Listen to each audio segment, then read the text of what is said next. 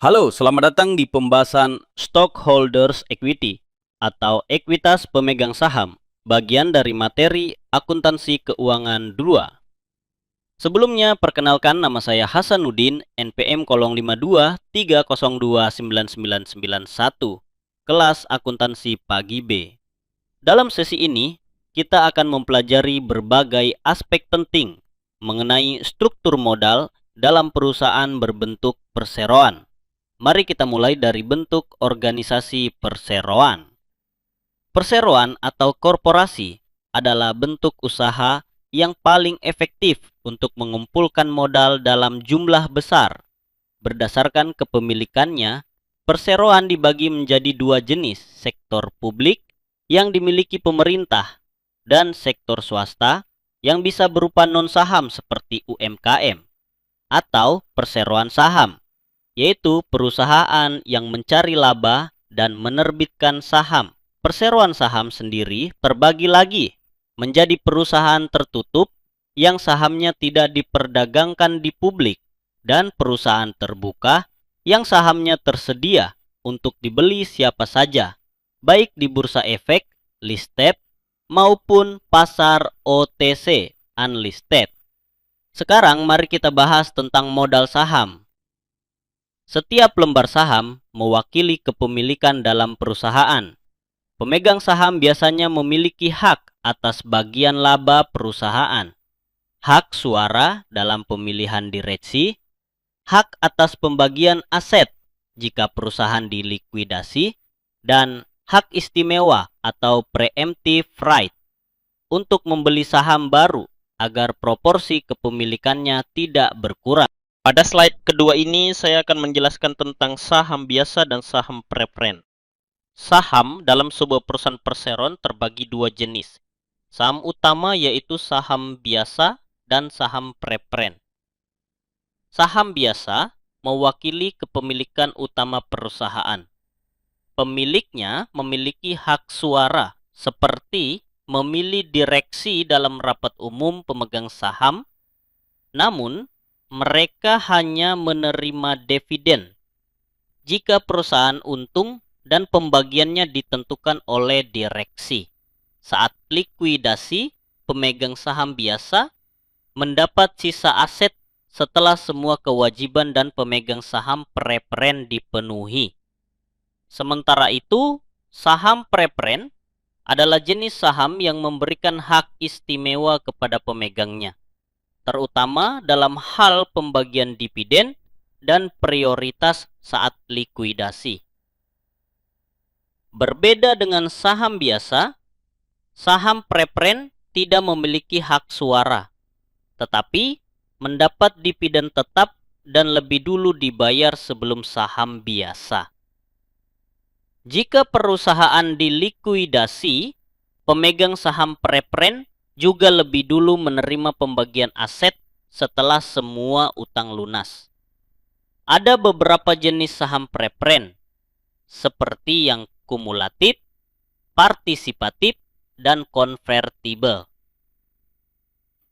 Kesimpulannya, saham biasa cocok untuk investor yang mencari pertumbuhan jangka panjang, sedangkan saham preferen cocok untuk yang menginginkan pendapatan tetap dan risiko lebih rendah.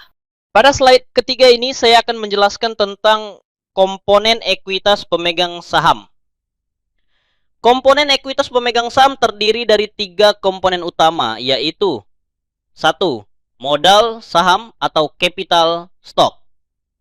2. Tambahan modal disetor atau additional paid-in capital. Dan yang ketiga, laba ditahan atau retained earning.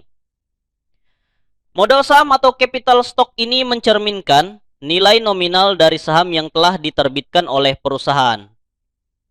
Modal saham menunjukkan besarnya kontribusi awal dari para pemegang saham berdasarkan jumlah saham yang mereka beli pada saat penerbitan. Tambahan modal disetor atau additional paid-in capital adalah selisih antara harga jual saham dengan nilai nominalnya. Misalnya, jika saham bernilai nominal Rp1.000, dijual Rp2.000, maka Rp1.000 sisanya dicatat sebagai tambahan modal disetor. Ini menunjukkan kontribusi pemegang saham di luar nilai nominal. Laba ditahan atau retained earning adalah akumulasi laba bersih perusahaan yang tidak dibagikan sebagai dividen, melainkan ditahan untuk reinvestasi, pengembangan usaha, atau cadangan. Laba ditahan mencerminkan pertumbuhan internal perusahaan dari waktu ke waktu. Jadi, ketiga komponen ini, modal saham, tambahan modal disetor, dan laba ditahan, bersama-sama mencerminkan total ekuitas yang dimiliki oleh para pemegang saham dalam perusahaan. Pada slide keempat ini, kita akan membahas tentang saham dengan nilai nominal dan tanpa nilai nominal. Selain itu, kita akan membahas tentang saham treasury. Saham nilai nominal memiliki angka tertentu sebagai nilai dasar, sedangkan saham tanpa nilai nominal dicatat sesuai harga jualnya. Contoh, jika saham dijual di atas nilai nominal, maka selisihnya dicatat sebagai agio saham. Jika di bawah disebut disagio. Saham juga bisa diterbitkan bersamaan dengan sekuritas lain dan dicatat menggunakan metode proporsional atau inkremental, tergantung ketersediaan nilai pasar masing-masing sekuritas. Selain itu, saham bisa ditukar dengan aset non-kas seperti tanah, gedung, atau hak paten. Dalam kasus ini, penilaiannya menggunakan nilai wajar saham atau nilai wajar aset, tergantung mana yang bisa ditentukan lebih akurat. Selanjutnya, mari bahas saham treasury. Ini adalah saham yang sebelumnya diterbitkan dan beredar, namun kemudian dibeli kembali oleh perusahaan itu sendiri. Saham ini tidak dihitung lagi sebagai saham beredar dan tidak memiliki hak suara maupun hak atas dividen. Perusahaan bisa membeli kembali sahamnya dengan beberapa tujuan, seperti untuk menaikkan nilai pasar saham dengan mengurangi jumlah saham yang beredar, memberikan kompensasi karyawan melalui program opsi saham, atau mencegah pengambil alihan oleh pihak luar. Dalam akuntansi, saham treasury dicatat sebagai pengurang ekuitas, bukan sebagai aset. Pada slide kali ini, saya akan menjelaskan tentang metode untuk pencatatan saham treasury. Saham treasury 1, metode biaya atau cost method. Metode biaya adalah metode paling umum digunakan dalam praktik. Dalam metode ini, saham treasury dicatat sebesar harga perolehan saat saham dibeli kembali dari pasar. Tidak memperhatikan nilai nominal atau nilai pari saham. Contoh, perusahaan membeli kembali 1.000 lembar saham dengan harga Rp10.000 per lembar. Maka jurnalnya didebet treasury stock, kata kontra ekuitas, tato 10 juta, kreditnya kas sebesar Rp10 juta. Jika nanti saham tersebut dijual kembali, misalnya dijual dengan harga lebih tinggi dari harga beli, selisihnya tidak dianggap laba, dan jika dijual lebih rendah, dan selisihnya lebih kecil dari saldo akun tambahan modal disetor. 2. Metode nilai pari atau par method.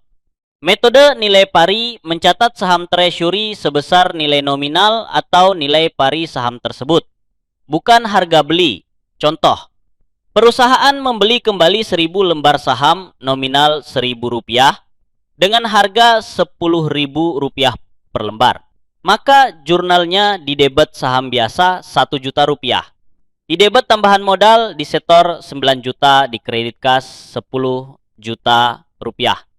Jika saham treasury dijual kembali, maka pencatatan tergantung apakah dijual di atas atau di bawah nilai nominal.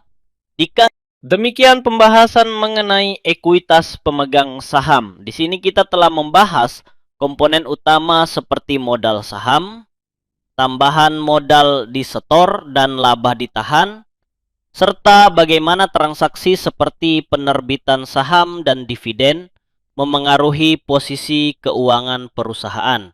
Ekuitas sangat penting karena mencerminkan bagian perusahaan yang dimiliki pemegang saham dan menjadi indikator kesehatan keuangan jangka panjang. Pemahaman yang baik tentang ekuitas membantu investor dan pemilik usaha dalam menilai nilai dan potensi pertumbuhan suatu perusahaan. Sekian dan saya ucapkan terima kasih telah menyimak video ini.